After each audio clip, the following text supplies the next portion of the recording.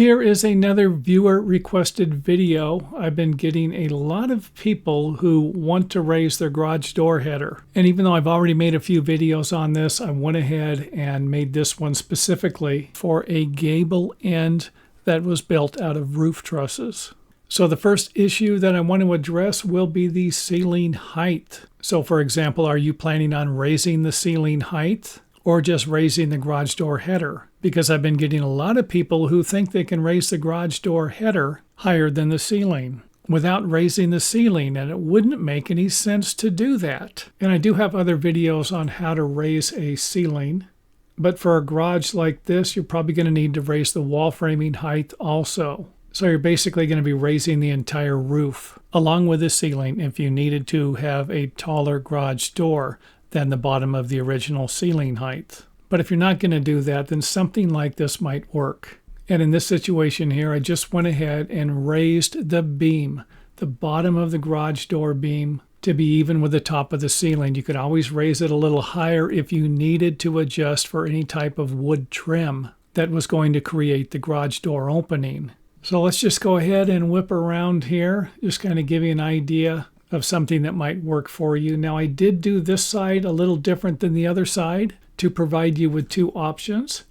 Should be self-explanatory. But for those of you who need a little more help, I just went ahead and ran the king stud on this side to the bottom of the roof truss cord, and on the other side it's above it. And that would look something like this. Remove the truss so we can get an idea. You're probably going to have to remove and replace the trimmers along with this board here. And then you can cut the framing plate here and then cut all of the gable studs that are going to be supporting the upper cord of the roof truss if you have a roof truss, because I think the same situation would work on a conventionally framed roof.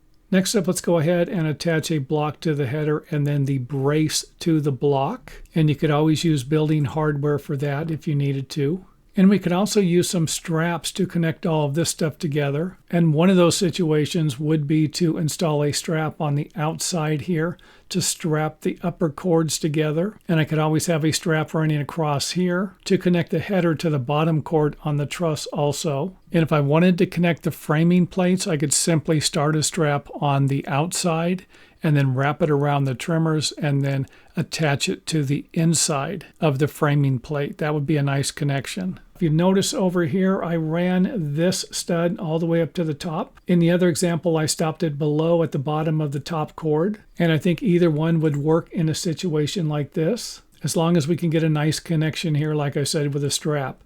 Strapping this together and then strapping all of this together. And of course, that would happen on both sides. And the last thing I want to point out, even though it doesn't have anything to do with the framing, it's often something that people forget about, and that's going to be the garage door tracking, torsion springs if you're going to use them, a garage door opener, and any other parts that you're going to need to install your new garage door. And thanks for watching. To learn more about home building and repairs, visit us at our website. Also, don't forget to subscribe for more awesome content. See you next time.